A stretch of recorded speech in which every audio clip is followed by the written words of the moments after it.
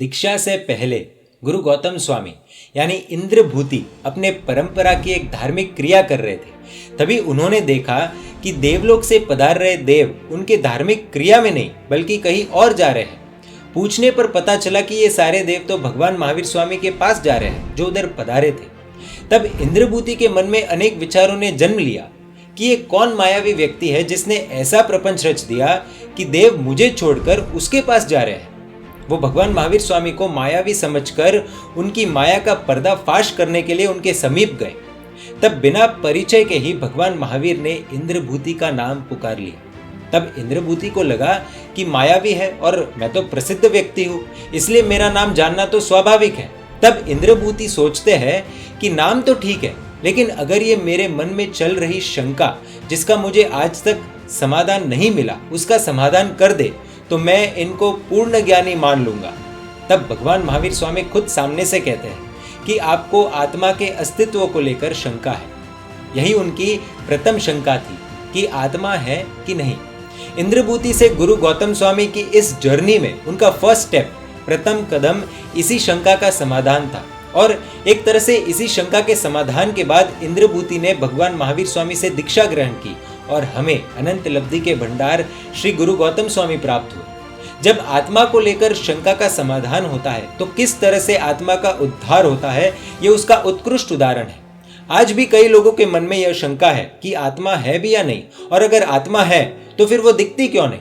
उसी संदर्भ में विक्रम संवत 6th और 7th सेंचुरी में जिनभद्र गणी क्षमा श्रमण महाराज साहेब ने विशेष आवश्यक भाष्य ग्रंथ की रचना की और उस ग्रंथ के अंदर आत्मा की शंका का निवारण करते हुए आत्मा के अस्तित्व की स्थापना करने के लिए 21 अलग अलग कारण बताए हैं, जो इस प्रकार है। अतिशय दूरत्व, चीज बहुत दूर होने के कारण हमें नहीं दिखती। उदाहरण के लिए आधुनिक खगोल शास्त्री मानते हैं कि विराट ब्रह्मांड में दूर दूर अरबों मील दूर सितारों का अस्तित्व है जिन्हें बड़े बड़े दूरबीन से भी कोई आज तक नहीं देख सका।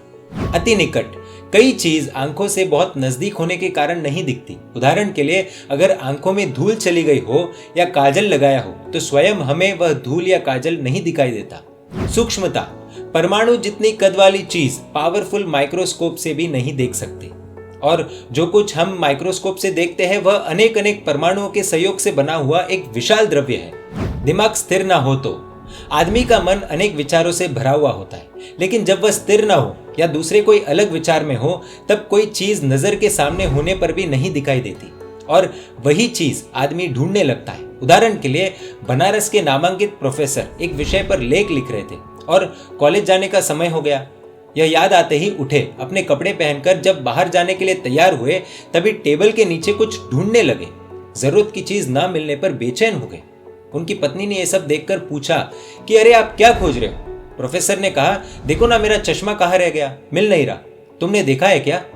तब उनकी पत्नी जोर जोर से हंसने लगी, जिससे प्रोफेसर एकदम से व्याकुल हो गए और कहा कि एक तो चश्मा नहीं मिल रहा, कॉलेज का समय हो गया है और तुम्हें हंसी आ रही है। उनकी पत्नी कहती है कि अरे आपकी आंखों पर ही तो मौजूद है, बेवजह इधर उधर ढूंढ रहे हो। तब प्रोफेसर को लगा कि अरे हाँ, चश्मा तो लगा हुआ है। कैसी विचित्रता है कि चश्मे के बिना तो कुछ भी ढूंढ नहीं सकते, फिर भी मन स्थिर नहीं होने के कारण चश्मे से सब कुछ दिख रहा है परंतु चश्मा स्वयं नहीं दिख रहा है।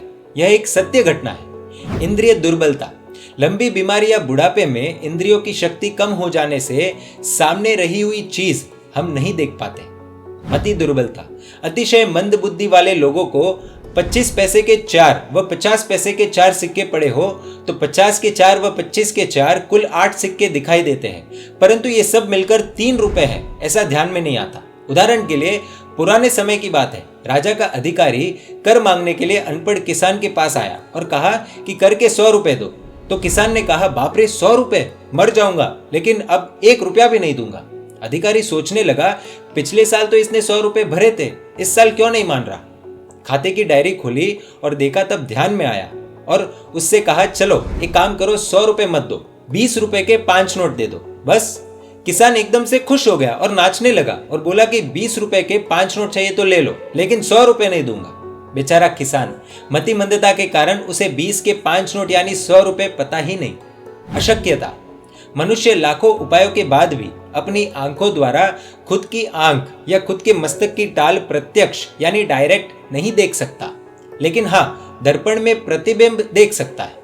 आवरण, चीज सामने होने के बावजूद भी बीच में आवरण आ जाए तो नहीं दिखती। उदाहरण के लिए सूर्य दिख रहा होता है, तभी बादल बीच में आ जाए तो दिखना बंद हो जाता है। हाईवे पर सर्दी के मौसम में कोहरा हो तब सामने से आ रहे वाहन को भी देखना संभव नहीं होता।